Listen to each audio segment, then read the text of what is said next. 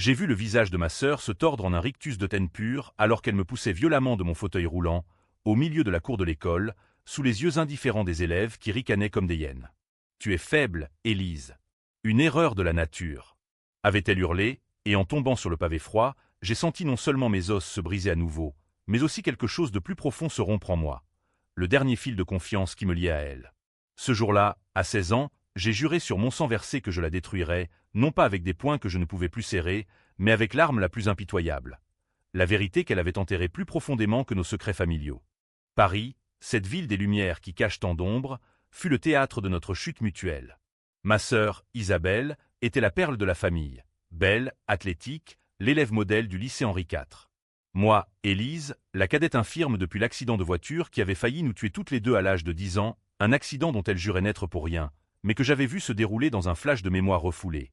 Ses mains sur le volant, sa dispute avec notre mère au téléphone, la voiture dérapant sur la route pluvieuse de Normandie. Les médecins avaient dit que c'était un tragique hasard, mais je savais. Et elle le savait aussi. Elle m'avait volé ma mobilité pour masquer sa culpabilité, et maintenant, elle me volait ma dignité devant tout le monde. Mais la riposte ne vint pas ce jour-là. Non, elle mijota comme un vin rouge dans les caves sombres de notre appartement haussmannien du Marais. J'ai rampé jusqu'à la grille de l'école, les larmes mêlées à la boue, tandis qu'Isabelle s'éloignait en riant avec ses amis, sa jupe plissée flottant comme un étendard de victoire. Les professeurs, ces lâches en costume gris, murmurèrent des excuses, mais personne ne la punit. Pourquoi l'aurait-il fait? Elle était la fille du proviseur adjoint, la future avocate qui plaiderait pour les innocents, ironie du sort.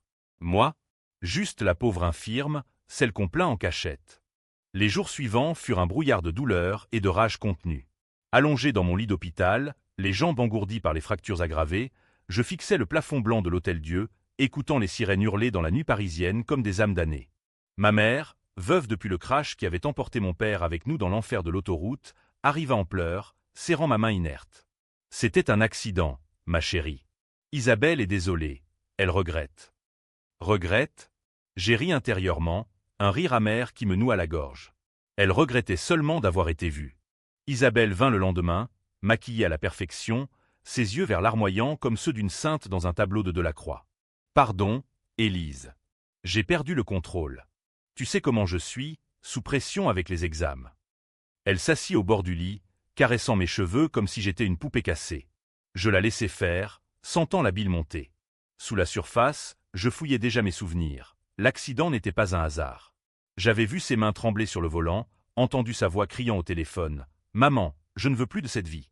Élise est un fardeau, elle nous ruine. » Puis le virage, le choc, le noir. Et moi, réveillé paralysé des hanches en bas, tandis qu'elle s'en sortait sans une égratignure, jouant la victime parfaite. De retour à la maison, dans notre appartement au plafond haut et au parquet qui grinçait comme des confessions avortées, je commençais mon plan. Pas de violence brute, je n'en avais pas les moyens physiques. Non, ce serait une vengeance chirurgicale, à la française, élégante, impitoyable, empoisonnée de subtilité. J'étudiais Isabelle comme un dossier judiciaire. Elle visait Sciences Po, rêvait d'être procureur, de traîner les coupables devant la justice. Parfait. Je deviendrais son ombre, sa conscience incarnée. D'abord, je me tue. Je jouais la sœur pardonnante, aidant avec ses devoirs depuis mon nouveau fauteuil roulant high-tech, payé par l'assurance qui avait conclu à la négligence de papa. Encore un mensonge qu'Isabelle avait perpétué. « Tu es si forte, Élise », me disait-elle en m'embrassant sur le front, ignorant que chaque mot était un clou dans son cercueil imaginaire. Pendant ce temps, je contactais discrètement un avocat spécialisé en accidents routiers, un certain maître Lefebvre, via un forum anonyme sur le dark web. Oui, même une infirme peut naviguer dans les abysses numériques. Les mois passèrent, rythmés par les cloches de Notre-Dame et les manifestations étudiantes qui secouaient le quartier latin. Isabelle grimpa les échelons, présidente du club de débat, petite amie du fils d'un député. Moi, je m'inscrivis en ligne à la Sorbonne, en littérature comparée, canalisant ma rage en essai sur la trahison chez Balzac et Zola. Mes notes étaient impeccables. La faiblesse physique forge l'esprit, paraît-il. Mais la nuit, seul dans ma chambre aux murs tapissés de livres jaunis, je revivais la chute, le métal du fauteuil heurtant le sol, le craquement de mes os, les rires. Et je murmurais, « Tu paieras, Isabelle. Pour chaque os brisé, un morceau de ton âme. » Le premier coup fut subtil. J'anonymais une lettre à son club de débat. Des rumeurs sur son implication dans une tricherie aux examens avec des preuves fabriquées, des copies falsifiées que j'avais scannées de ses anciens devoirs. Pas assez pour la couler, juste pour la faire douter. Elle rentra pâle ce soir-là, jetant son sac sur la table de la salle à manger. Quelqu'un me sabote. C'est ridicule, je n'ai rien fait. Je hochai la tête, compatissante, peut-être un jaloux. La vie est injuste, n'est-ce pas? Elle me serra dans ses bras, et pour la première fois, je sentis une fissure, la peur dans ses yeux. Puis vint l'accident mineur, son vélo volé devant l'école, les pneus crevés avec un mot « faible ». Elle pleura, me confiant ses angoisses. Je l'écoutai, notant chaque détail pour le dossier que je bâtissais en secret. Maître Lefebvre m'écrivit enfin des failles dans le rapport d'accident original. Des témoins potentiels en Normandie. Le secret qu'elle chonnait, sa dispute avec maman, l'appel enregistré sur le téléphone familial, effacé mais récupérable via forensique numérique. J'étais prête à creuser. À la fin de l'année, Isabelle fut admise à Sciences Po. Fête au champagne dans notre salon, avec des amis snobs en chemise slim. Je souris depuis mon coin, toast avec un jus de pomme. Mais sous la table, mes doigts pianotaient sur mon téléphone. Envoi d'un email anonyme au doyen, un temps à un passé trouble. Le lendemain, un appel, une enquête interne. Elle paniqua, me supplia. « Élise, tu es la seule qui me connaît vraiment. Aide-moi. » Je promis. Et en moi, la bête se réveilla pleinement. L'été 2023 fut étouffant, Paris suintant sous un soleil impitoyable qui faisait miroiter la Seine comme un serpent d'argent. Isabelle partit en stage à la Cour de justice de la République, assistant un procureur aux dents longues. Moi, je restais cloué à l'appartement, feignant l'étude, mais en réalité, je tissais ma toile. Avec l'aide d'un hacker freelance, un étudiant en informatique de Nanterre que j'avais recruté via un café virtuel sur Discord, je récupérais l'enregistrement de l'appel de cette nuit fatidique. La voix d'Isabelle, claire comme du cristal brisé, « Maman, arrête. Élise n'est pas ta fille parfaite, elle est un poids mort. Je déteste cette voiture, cette vie. » Puis le cri, le choc. Ce fichier devint mon talisman. Je ne le diffusais pas encore. Non, il fallait la laisser grimper plus haut pour que la chute soit mortelle. Isabelle rentrait tard, les yeux brillants de succès, me racontant ses journées. J'ai plaidé pour un accusé d'escroquerie aujourd'hui, Élise. C'était grisant. La justice, c'est du pouvoir pur. Je hochai la tête, masquant mon dégoût. Elle, qui avait commis le crime parfait, paradait en parangon de vertu. Mais je vis les fissures s'élargir, des nuits d'insomnie où elle errait dans l'appartement, murmurant des prières catholiques apprises à l'école Sainte-Marie. Mon propre chemin se dessinait.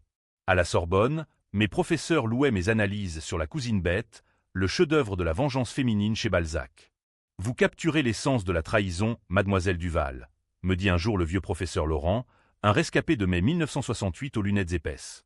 Ironie, il ignorait que je vivais la fiction.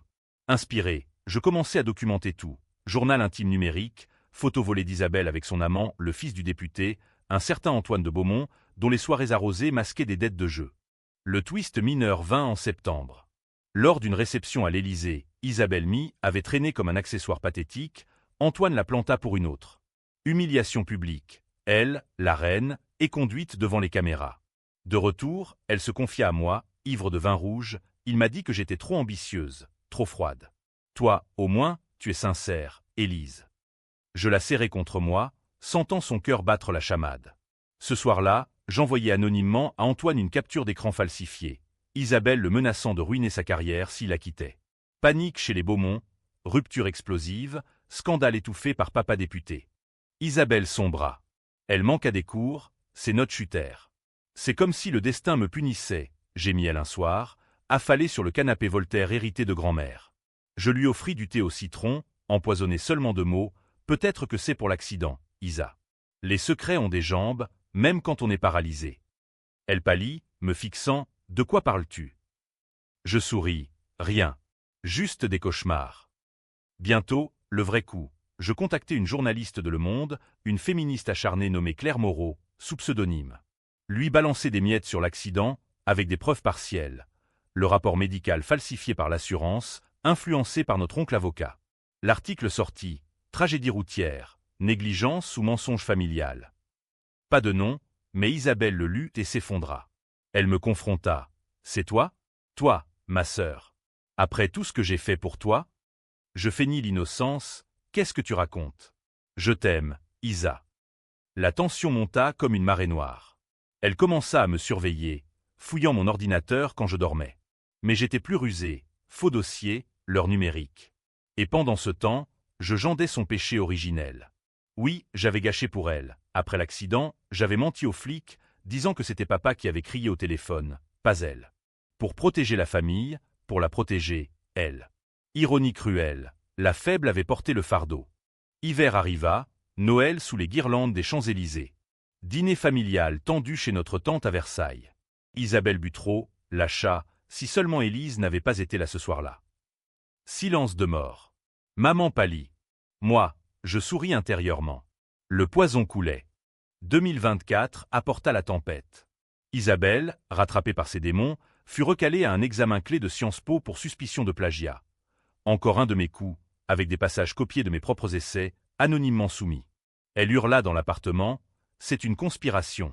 Quelqu'un me hait. » Je la calmai, l'emmenant en fauteuil à travers les jardins du Luxembourg, où les feuilles mortes crissaient comme des murmures accusateurs. « Peut-être que c'est toi qui te hais, Isa. Pour ce que tu m'as fait. Pour l'accident. » Elle s'arrêta net, le vent froid fouettant ses cheveux. L'accident? C'était un malheur. Mais ses yeux trahissaient le mensonge. Je sortis mon téléphone, jouai l'enregistrement, volume bas, juste pour elle. Sa voix emplit l'air, « Élise est un fardeau. » Elle arracha l'appareil, le jeta dans l'étang. « Espèce de salope. Tu bluffais depuis le début. » Les passants nous fixèrent, un scandale public naissait. De là, la guerre ouverte. Isabelle contre-attaqua. Elle raconta à maman que j'étais dérangé, que mes idées paranoïaques venaient de ma condition. Maman, brisée, m'interna brièvement dans une clinique près de Fontainebleau. 2 semaines de calmant et de thérapie, où je feignis la repentance. Mais en sortant, plus affûté, je lâchai la bombe. Contactai Maître Lefebvre pour ouvrir le dossier accident. Preuve, l'enregistrement récupéré, j'en avais des backups, témoignage de la ferme voisine qui avait vu la voiture zigzaguer. Le procès civil fut un cirque médiatique. Libération titra « Fratricide sur roue, la vérité d'un crash familial ». Isabelle, en témoin, pleura crocodile, « J'aimais ma sœur. C'était un accident. » Élise invente pour se venger de ça. Faiblesse. Le mot claqua comme un fouet. La salle du tribunal de Paris, avec ses boiseries sombres et son odeur de cire, vibra de murmures. Moi, en chaise roulante au centre, je témoignai calmement. Elle m'a poussé, non seulement ce jour à l'école, mais bien avant, sur cette route. Et j'ai menti pour elle. J'ai porté son crime. Twist. Les experts confirmèrent la manipulation du rapport d'assurance par notre oncle, complice. Isabelle nia, mais les mères récupéraient l'allié. Elle lutta, m'accusant de perjurie inverse. Elle veut ma ruine parce que je suis libre et elle non. Le juge, un homme austère aux lunettes rondes, suspendit l'audience. Dehors, manifestation. Féministe pour moi, la victime handicapée. Conservateur pour elle, la fille prodige piégée par une sœur jalouse. La nuit, elle s'introduisit chez moi. Clé volée. Me plaqua contre le mur, « Arrête ça, Élise, ou je te tue pour de bon. » Ses mains sur mon cou, son souffle alcoolisé. Je murmurai, « Tu l'as déjà fait, en esprit. » Elle lâcha, s'effondrant en sanglots. Pitié fugace? Non, calcul, elle cherchait à me briser moralement. Mais le vrai drame vint au gala de charité pour handicapés, organisé par une asso chic du 16e. Isabelle y vint, repentante en surface, pour se racheter. Discours émouvants, ma sœur m'a appris la force dans la faiblesse. Applaudissements. Moi, invité d'honneur, roulé sur scène. Micro en main, merci, Isa. Mais la vraie leçon, c'est que la trahison se paie. Puis je diffusai l'enregistrement en live stream. Chaos, cris, flash, sirène. Elle me gifla devant tous. Traîtresse, hurla-t-elle. Sécurité intervint. Titre le lendemain, inceste fraternel, vengeance ou justice. L'opinion se divisa. Justice pour Élise vs Isabelle innocente. Le climax approcha comme un orage sur Montmartre, lourd et inévitable. Le procès reprit en mai, sous un ciel plombé qui faisait pleurer les gargouilles de la conciergerie. Isabelle, défendue par un ténor du barreau, papa-oncle payant la facture, contre-attaqua férocement. Elle produisit des preuves. Mais aveux en clinique, édités pour me faire passer pour folle. Ma sœur souffre de syndrome de Munchausen inversé. Votre honneur. Elle s'invente des victimes pour se victimiser. La salle rit nerveusement. Moi, je serrai les accoudoirs de mon fauteuil jusqu'à ce que mes ongles saignent. Mon avocat, Lefebvre, riposta avec brio. L'audio authentifié, les logs téléphoniques, même un témoin surprise, la fermière normande, une vieille bourrue aux accents traînants, j'ai vu la gamine au volant, criant comme une possédée. Pas le père. Isabelle blêmit, sa façade craquelant comme du stuc ancien. Pendant la pause, elle m'approcha dans les couloirs lambrissés. « Arrête, Élise. On peut tout effacer. Je te donnerai de l'argent, une vie nouvelle. » Ses yeux, suppliants, mais je vis le calcul, un piège pour me faire signer un non-lieu. Je refusai. Trop tard. Tu m'as brisé 2 fois. Une fois sur la route, une à l'école. Maintenant, c'est ton tour. Elle siffla, tu es un monstre. Plus faible que je pensais. Et elle partit, claquant ses talons sur le marbre. Le verdict tomba par une après-midi étouffante. Culpabilité pour négligence aggravée, amende massive, sursis probatoire. Pas de prison, la France, terre de miséricorde bourgeoise, mais sa carrière en ruine. Sciences Po la vira, le barreau la blacklista. Dehors, la foule hurla. Pour certains, justice poétique. Pour d'autres, lynchage d'une innocente par une aigrie en fauteuil. Isabelle disparut une semaine, puis revint, à Garde, un soir de juin. Pluie battante sur les toits de zinc. Elle entra, trempée, s'agenouilla devant moi. « Aide-moi, Élise. Je n'ai plus rien. » Pitié ? Non. Je la relevai doucement, l'emmenai à la fenêtre donnant sur la Seine. « Regarde, Isa. La ville qui nous a vu naître. Et maintenant, elle te vomit. » Puis, le coup de grâce. Je lui tendis un dossier. S'aimait avec Antoine, prouvant chantage pour couvrir ses dettes. Diffuse ça, et c'est fini pour de bon. Ou avoue tout à maman. Elle choisit la confession. Maman, effondrée, nous mit dehors toutes les deux. Hébergées chez la tante à Versailles, dans un manoir froid aux portraits ancestraux qui nous toisaient. Là, la tension explosa. Dispute nocturne, Isabelle me poussant à nouveau, cette fois dans les escaliers de service. Chute, côte fêlée, mais je roulais jusqu'au téléphone, appelez les flics. Arrestation pour agression sur personne vulnérable. Flash des paparazzi à l'aube. Caché dans ma chambre d'hôtel provisoire, je savourais. Mais le doute s'insinua. Étais-je la justicière ou la bourreau? Les forums en ligne bouillonnaient, Élise Duval, héroïne ou psychopathe. Ma vengeance divisait. Les handicapés me portaient en triomphe. Les élites la pleuraient comme une victime du politiquement correct. Isabelle, en cellule provisoire à Fresnes, m'écrivit « Tu as gagné. » Mais à quel prix? Nous sommes maudites. Je brûlai la lettre. Ou pas. L'automne 2025 enveloppa Paris d'un voile ocre et mélancolique, les feuilles du jardin des Tuileries dansant comme des âmes perdues. Ma vengeance accomplie, je publiai un mémoire, La chute partagée, best-seller controversé qui disséquait notre saga comme un roman de Simenon, cru, introspectif, impitoyable. Interview sur France Inter, « Avez-vous pardonné ?» demandait-il. Je répondais, « Le pardon est un luxe pour les forts. » Moi, je survis. Isabelle sortit après 3 mois, cassée, un bracelet électronique à la cheville. Elle squatta chez une amie exilée à Lille, tentant un job de serveuse, humiliation suprême pour l'ex-prodigieuse. On se revit une fois, par hasard, au café de Flore. Elle, voûtée sur un café noir. Moi, en fauteuil, best-seller sous le bras. Silence pesant, rompu par elle. Pourquoi, Élise? Était-ce pour l'accident, ou pour qui nous sommes? Je fixai la terrasse bondée, Sartre des Beauvoir fantômes. Pour tout. Et pour rien. Tu m'as rendu faible, j'ai rendu ta force toxique. Le twist final vint comme un couperet. Maman mourut d'un infarctus, découvrant la vérité via mon livre. Lettre posthume, mes filles, vous vous êtes détruites mutuellement. Mais Élise, tu as porté le plus lourd fardeau, mon silence. Pardonne-toi. Elle avouait, savoir pour l'accident, avoir couvert Isabelle pour sauver la famille. Double trahison. Je pleurais pour la première fois depuis la chute, seul dans mon appartement reconquis. Isabelle, elle se suicida-t-elle? Non. Pire, elle devint activiste pour les accidentés, testimonial anonyme contre la négligence routière, se réinventant en victime rédemptrice. Interview voilée, ma sœur m'a appris la vraie faiblesse, celle de l'orgueil. Ironie, elle volait mon récit, se parait de ma douleur. Scandale nouveau, plagiat moral, les médias s'emballèrent, vengeance infinite. Moi, je roulais vers un avenir ambigu. Conférence à Oxford, amour fugace avec un éditeur anglais, tendresse physique impossible, mes âmes entrelacées. Pourtant, la nuit, le fantôme d'Isabelle me visitait. Et si j'avais raison? Tu es faible. Était-ce happy end ou tragédie?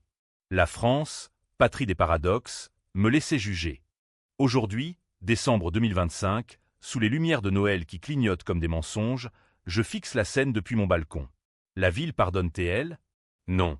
Elle oublie. Mais moi, je souviens. Et dans ce souvenir, ma vengeance n'est pas finie. Elle est éternelle, comme les pavés qui ont vu ma chute. Fin.